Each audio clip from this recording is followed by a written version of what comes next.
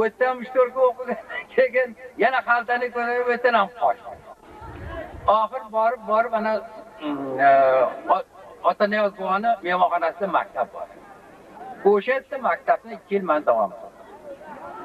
Bu yerda borganimiz shuki, u yerda parta bor ekan, qalam daftar berar ekan. Ana o'shanga qiziqib o'ta qoldik. Endi bizani o'qishimiz bu hozirgi vaqtni o'qishi emas edi o'rtoqlar. Kuz bo'ldi, mana o'qish boshlangandan keyin mana bundan keyin bizni o'yda tezak tergan. Ana o'tin yiqqan. O'zimizdan bir kun kelsa 3 kun mol boqardik, tezak terardik, chunki qishda g'ami bilan ovora bo'ladi. Bu bunaqa o'qishlar yo'q. Sizlarga barcha hukumat imkoniyat berdi o'qishlaringizga, shu uchun ham o'qinglar deyman. Endi mana kuzak mana nima qilingan ekan, albatta o'qish kerak. Albatta tengdoshlarim bordir bu yerda, tengqurlarim bordir. Ana ular ham shu maktabda qanday bo'lib tashkil bo'lganini yaxshi biladilar. Kim qanday o'qiganini yaxshi biladilar. Endi yomon o'qimagan bo'lsa-ki, har holda shu qishloqda biz birinchi ta'limni olganmiz. Shunga ham qishloqlarimga, ham maktabda, maktab ahliga ko'pdan ko'p rahmat aytishga ruxsat bering.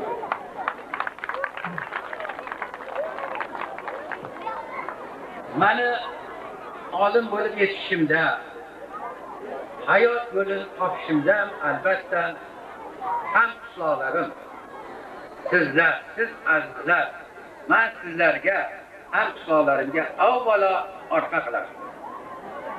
Chunki men hamma vaqt qayerda bo'lmasam, nima ish qilmasam, hamma vaqt meni o'z qishlog'im, o'z yurtim, o'z xalqim bor deb o'ylayman.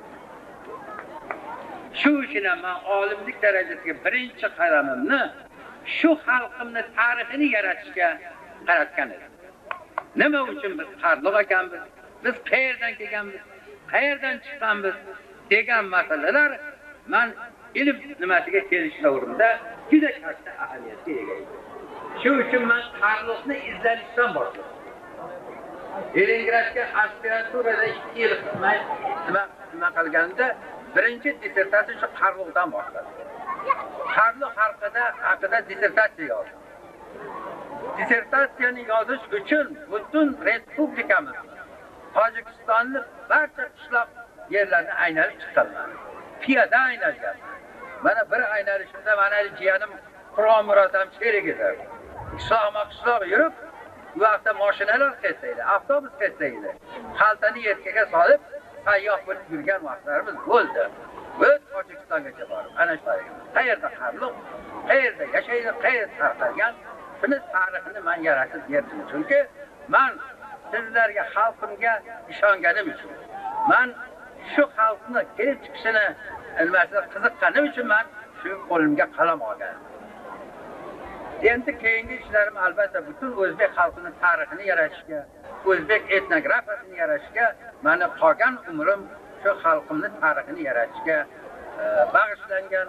Xalqimning etnografiyasini, xalqimning chiqib kelish tarixini, yana faqat nima emas, butun o'zbek xalqining chiqib kelish tarixini yaratishga qolgan umrimni sarf qilyapman, qilmoqchiman. Endi meni bitta tilagim shuki, o'quvchilarimiz, xalqimizda mana farzandlari o'qishni davom qilish kerak. Qanday mashaqqat qiyin bo'lmasin, o'qish kerak. Chunki o'qish bilan albatta hozirgi davrda ko'p yoshlarimiz mana biznesda bundaqa savdo sotib ham urib ketadigan nimalar bor. Lekin shunga qaramasdan bular hammasi vaqtincha o'rtoqlar. Asosan o'qish bilan, ilm bilan odam tarbiyalanadi. Madaniyatimiz ilm bilan madaniyat oshadi.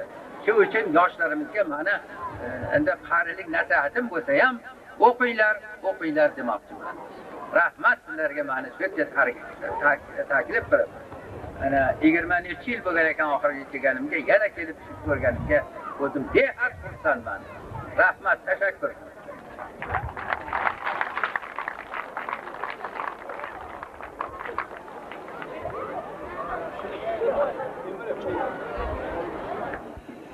Men o'zim faoliyatimni juda ko'p shogirdlar yetishtirdim. Bular 15 dan oshib ketdi. Nasriddinov, bular ham bizni o'sha yerda o'tirib xizmatimizning mevalari. Bunaqalar hamma universitetlarda bu shogirdlarim mana Samarqandda, ana Buxoroda, Toshkentda o'zida, Farg'onada ish faoliyatini davom qilyapti. Men bundan ma'rullanaman, chunki meni davomchim bular. Rahmat. Ey o'tkinchi fani dunyo, insonlaring qayga ketdi? Ey o'tkinchi fani dunyo, insonlaring qayga ketdi? Umrida bir dard ko'rmagan dermanlaring qayga ketdi? Oynatıp kılıç kemanı, zoru bulganlar zamanı. Oynatıp kılıç kemanı, zoru bulganlar zamanı. Titretip ötken cihanı, sultanların kayga gitti.